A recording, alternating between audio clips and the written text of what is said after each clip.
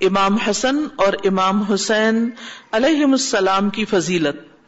اور نافع بن جبیر نے ابو ہریرہ سے یوں روایت کی ہے کہ آن حضرت صلی اللہ علیہ وسلم نے امام حسن علیہ السلام کو اپنی گردن پر بٹھا لیا.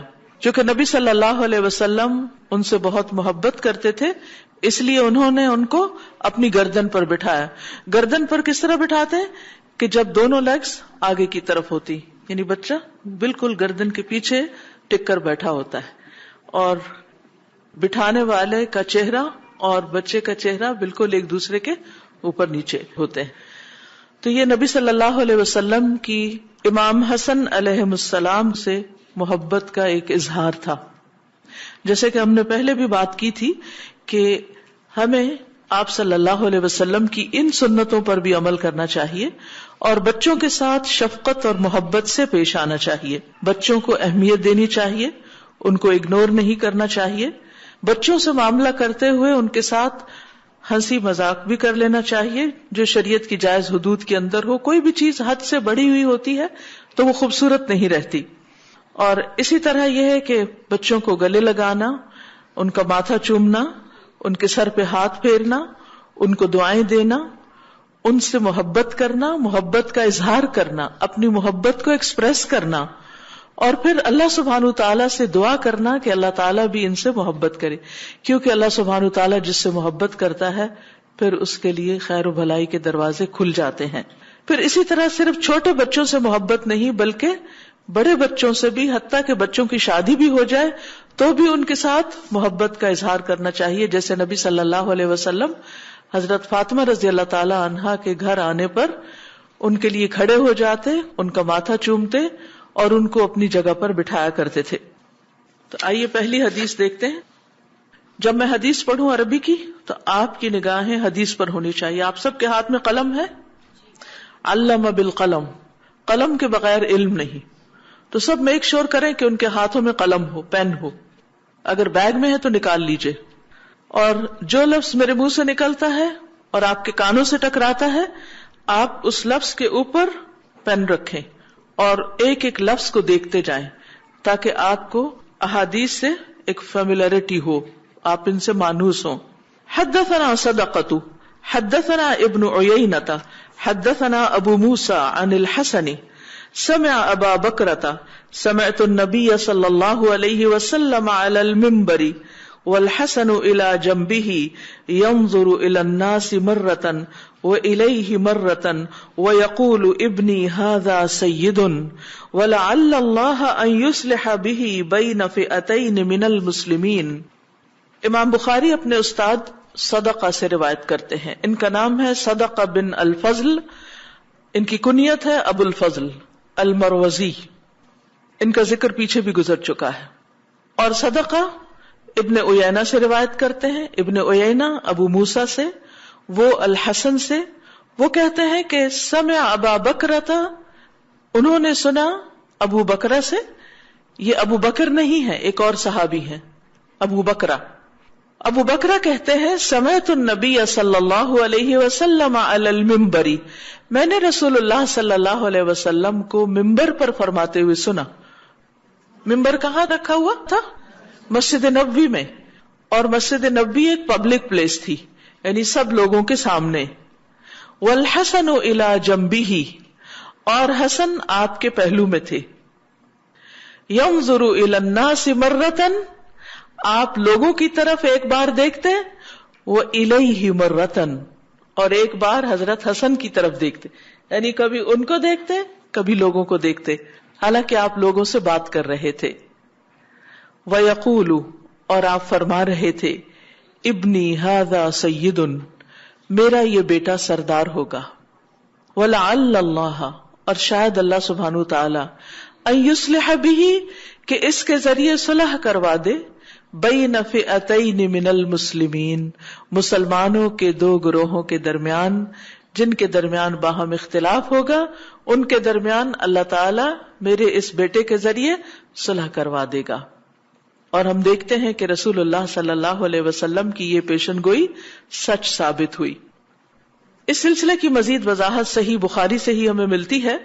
ابو موسیٰ اسرائیل بن موسیٰ کہتے ہیں میں نے حسن بصری سے سنا، انہوں نے فرمایا کہ اللہ کی قسم، جب حسن بن علی معاویہ رضی اللہ عنہ کے مقابلے میں پہاڑوں جیسا لشکر لے کر آئے تو عمرو بن العاص نے کہا، میں ایسے لشکروں کو دیکھ رہا ہوں جو اس وقت تک واپس نہیں جائیں گے جب تک وہ اپنے مخالفین کو قتل نہ کر دیں۔ تو معاویہ رضی اللہ عنہ جو عمرو سے بہتر تھے، انہوں نے عمرو بن العاص سے کہا، اے عمرو، اگر انہوں نے ان کو اور انہوں نے ان کو قتل کر دیا، یعنی مسلمانوں کے درمیان اگر آپس میں جنگ ہو گئی تو لوگوں کے امور کی نگرانی کون کرے گا؟ ان کی عورتوں کی کفالت کون کرے گا؟ ان کے بچوں اور بوڑھوں کی حفاظت کون کرے گا؟ پھر معاویہ رضی اللہ عنہ نے قبیلہ عبد شمس سے 2 آدمی جن کا نام عبد الرحمن بن سمرہ اور عبداللہ بن عامر بن قریظ تھے، ان کو بھیجا اور ان سے کہا کہ تم حضرت حسن کے پاس جاؤ اور ان کو کچھ پیشکش کرو، ان سے گفتگو کرو اور ان سے کچھ مطالبے کرو۔ تو وہ دونوں حضرت حسن کے پاس گئے، ان سے گفتگو کی اور انہیں صلح کی پیشکش کی کہ ہم جنگ نہیں کرتے بلکہ صلح کر لیتے ہیں۔ حضرت حسن نے ان سے فرمایا کہ ہم عبد المطلب کی اولاد ہیں اور ہم نے خلافت کی وجہ سے کچھ نہ کچھ مال حاصل کر لیا ہے، اور یہ لوگ جو ہمارے ساتھ ہیں یہ اپنے خونوں میں بہت خرابی کر چکے ہیں۔ یعنی آپ کو معلوم ہے کہ نبی صلی اللہ علیہ وسلم کے بعد حضرت ابوبکر کے دور میں جب فتنہ ارتداد اٹھا تھا، یعنی بہت سے لوگ جو نئے نئے مسلمان ہوئے تھے، ابھی ایمان ان کے دلوں کے اندر نہیں گیا تھا، وہ بہت نئے تھے اسلام میں، تو آپ نے دیکھا کہ ان میں سے بہت سے لوگ پھر مرتد بھی ہو گئے تھے۔ پھر حضرت ابوبکر رضی اللہ تعالیٰ عنہ کی کوششوں سے واپس وہ اسلام کی طرف آئے۔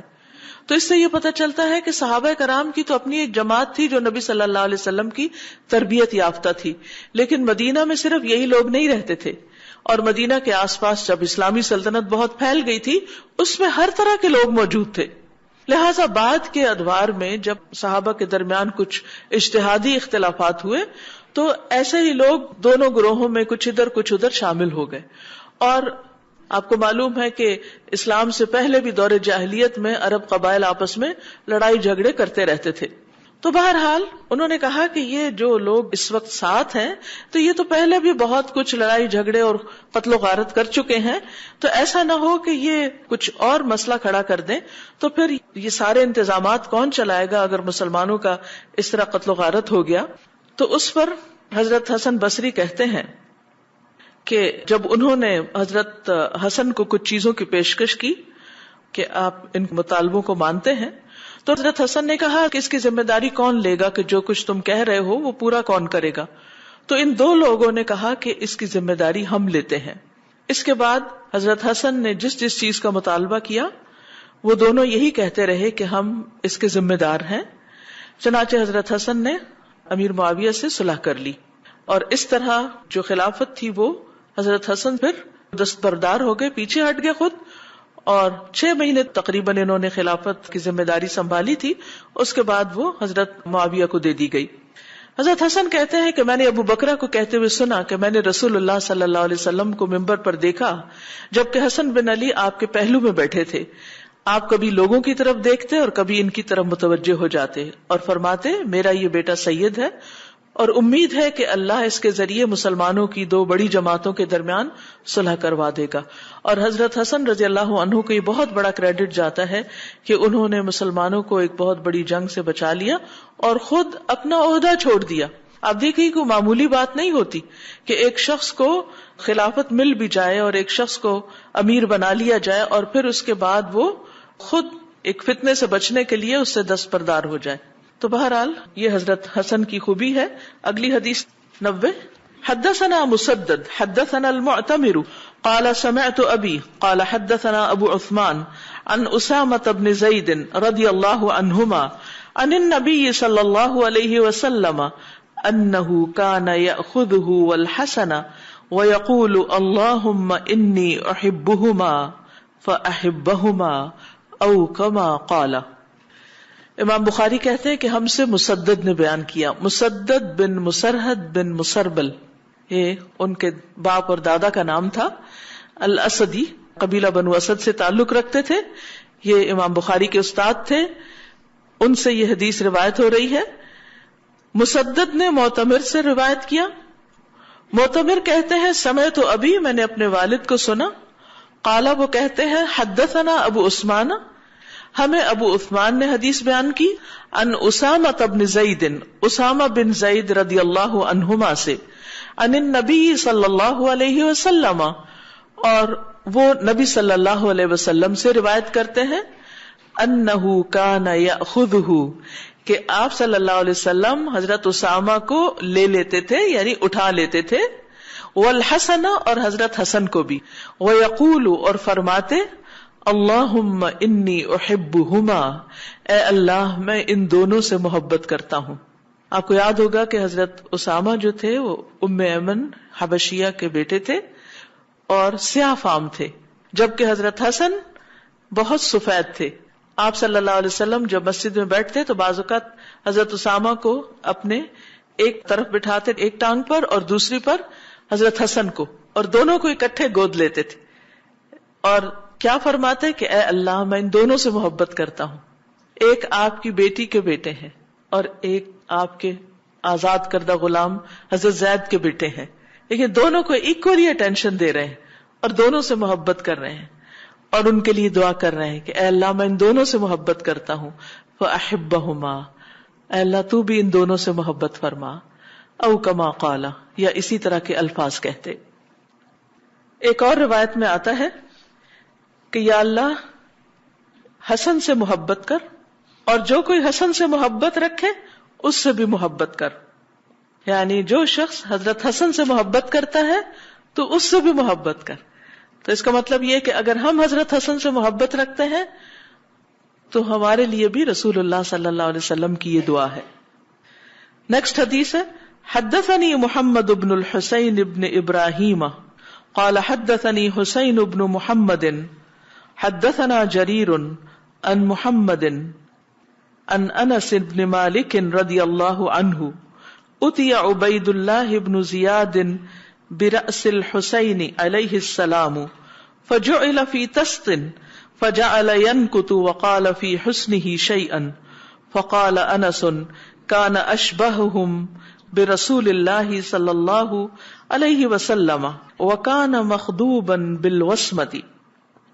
امام بخاری کہتے ہیں کہ ہم سے محمد بن الحسین نے حدیث بیان کی، محمد بن الحسین بن ابراہیم، قال حدثنی حسین بن محمد، وہ کہتے ہیں کہ ہم سے حسین بن محمد نے حدیث بیان کی۔ حسین کہتے ہیں حدثنا جریر، ہم سے جریر نے حدیث بیان کی۔ جریر کہتے ہیں عن محمد، ہم سے محمد نے روایت کیا۔ عن انس، محمد کہتے ہیں ہم سے انس بن مالک نے روایت کیا رضی اللہ عنہ۔ اتیا عبید اللہ بن زیاد، لایا گیا عبید اللہ بن زیاد کے پاس، برأس الحسین، حضرت حسین کا سر علیہ السلام، فجعل فی طست، تو اسے ایک طست یا تھال میں رکھا گیا۔ یہ واقعہ کربلا کے بعد کی بات ہے، جب آپ کو شہید کر دیا گیا مظلومانہ طور پر، تو آپ کا سر کاٹ کر عبید اللہ بن زیاد کے سامنے رکھا گیا، جس کے حکم پر یہ حادثہ پیش آیا تھا۔ فجعل ينكت، تو وہ آپ کے سر کے اوپر لکڑی مارنے لگا۔ وقال فی حسنہ شیئا، اور آپ کے حسن کے بارے میں کچھ کہنے لگا، کیونکہ حضرت حسین رضی اللہ عنہ بھی بہت حسین انسان تھے۔ فقال انس، تو انس کہتے ہیں کان اشبہہم برسول اللہ صلی اللہ علیہ وسلم، کہ امام حسین رسول اللہ صلی اللہ علیہ وسلم سے بہت زیادہ مشابہ تھے، ان کی شکل نبی صلی اللہ علیہ وسلم سے بہت ملتی تھی، امام حسن کی بھی ملتی تھی۔ کہا جاتا ہے کہ ایک کے جسم کا اوپر والا حصہ آپ سے زیادہ ملتا تھا اور دوسرے کا نیچے والا حصہ زیادہ ملتا تھا۔ وَكَانَ مَخْضُوبًا بِالْوَسْمَةِ، اور آپ نے وسمہ بوٹی کا خضاب لگایا ہوا تھا، یعنی جس وقت آپ کا سر دشت میں رکھا گیا تو آپ کے بال رنگے ہوئے تھے۔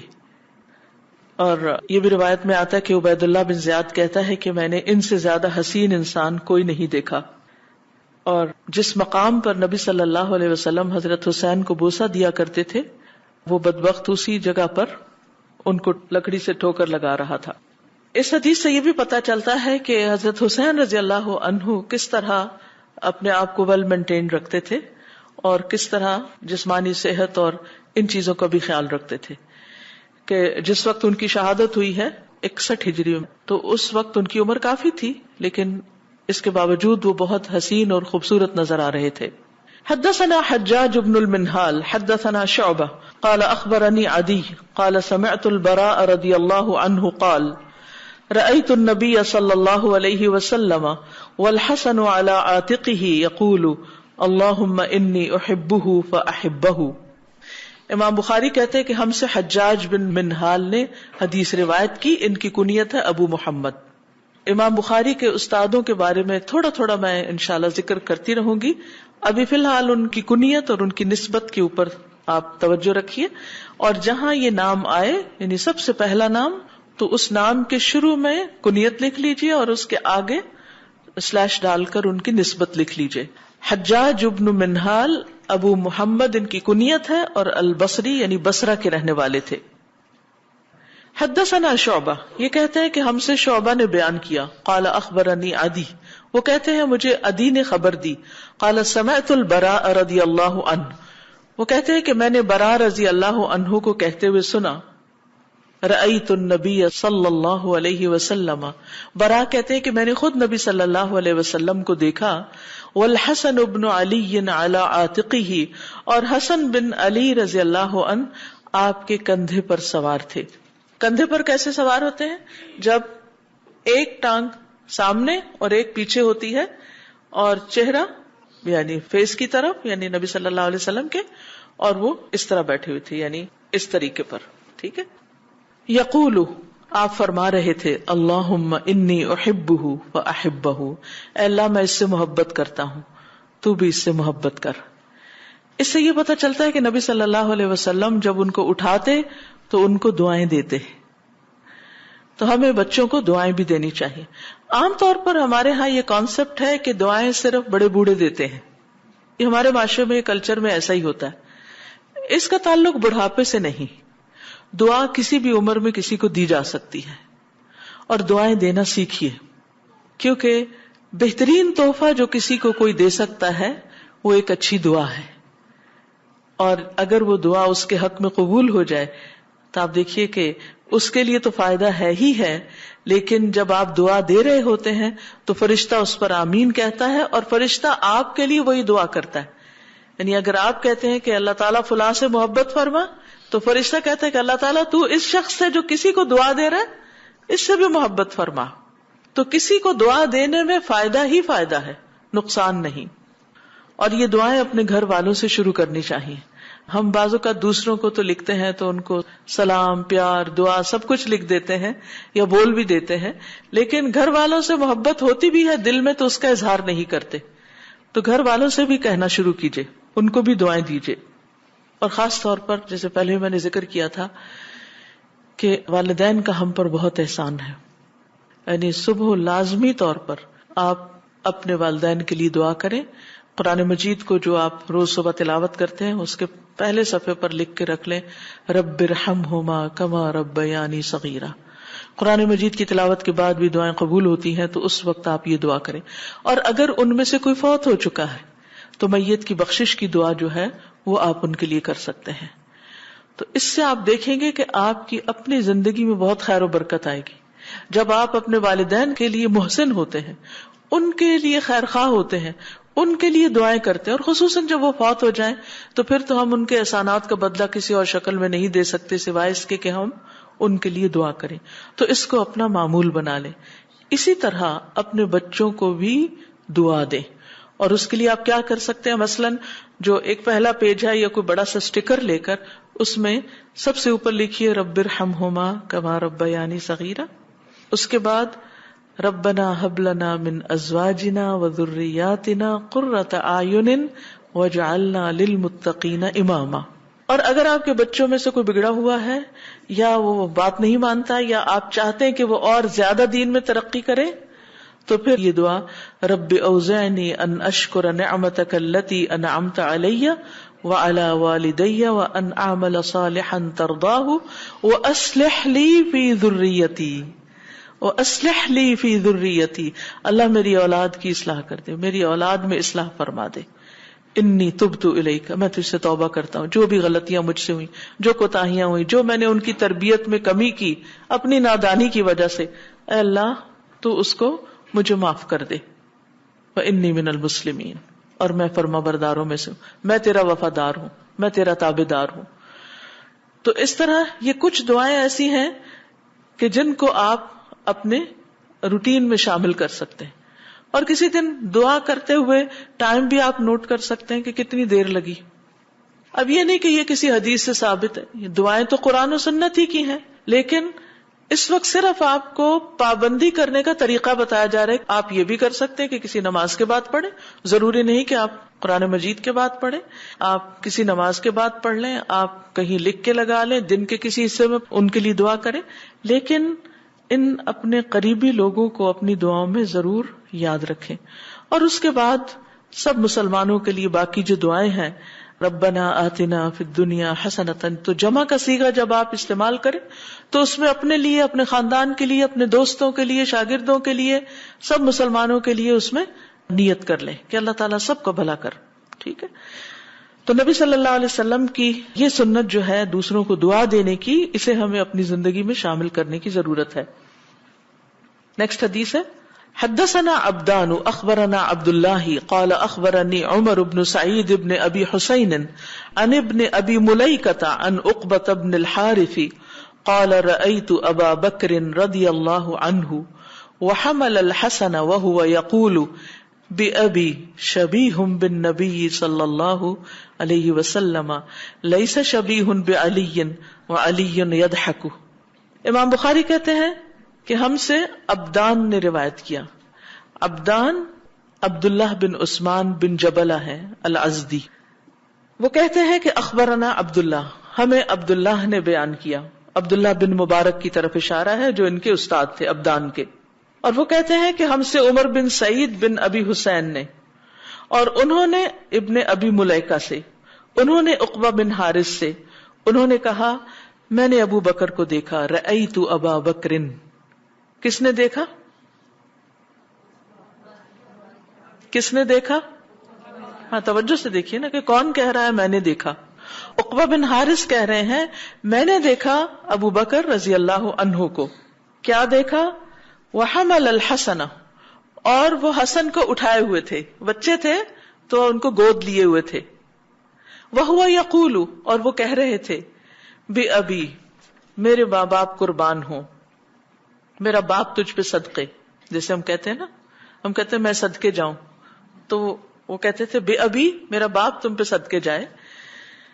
شبیہ بالنبی صلی اللہ علیہ وسلم، کہ تم، یعنی حسن کو اٹھا کے تھے، تم نبی صلی اللہ علیہ وسلم سے کتنا زیادہ ملتے ہو. یہ تو نبی صلی اللہ علیہ وسلم کی شبیہ ہے، آپ سے مشابہت رکھتے ہیں، آپ سے ریزمبلنس رکھتے ہیں. لیسا شبیہ بعلی، یہ علی کے مشابہ نہیں ہے. وعلی یضحک، اور حضرت علی یہ دیکھ رہے تھے اور وہ ہنس رہے تھے. یاد رکھیے کہ صحابہ کرام کی آپس میں دوستی تھی اور وہ ایک دوسرے سے محبت کرتے تھے. یہ بعد کے لوگوں نے اس قسم کی غلط فہمیاں پیدا کی کہ وہ شاید ایک دوسرے سے گرج رکھتے تھے. ٹھیک ہے ان کے درمیان اجتہادی اختلافات ہوئے اور بعض اوقات شدید اختلاف بھی ہوئے، لیکن اس کے باوجود ان کے دل آپس میں ملے ہوئے تھے. اور یہاں پر حضرت ابو بکر جب یہ کہہ رہے ہیں کہ یہ اپنے نانا سے ملتے ہیں تو حضرت علی ہنستے ہیں، خوش ہوتے ہیں اس پر، کیونکہ حضرت علی کو بھی حضور صلی اللہ علیہ وسلم سے محبت ہے اور وہ اس کو مائنڈ نہیں کرتے، برا نہیں مناتے. اسی طرح اگر آپ کا کوئی بچہ آپ سے نہیں مشابہت رکھتا، آپ کے پیرنٹس یا کسی نانی دادی سے یا پھپھی یا چچا سے رکھتا ہے اور کوئی آ کے یہ کہتا ہے تو اس کو دل پہ نہ لے کہ اچھا بچہ تو میرا ہے اور ملتا کسی اور سے ہے. نہیں، ایسی چیزیں انجوائے کرنے کی ہوتی ہیں اور یہ ہلکی لائٹ قسم کی گفتگو ہوتی ہے ایک دوسرے کے ساتھ اپنے تعلق کو ظاہر کرنے کے لیے اور محبتوں کے انڈائریکٹ اظہار کے لیے.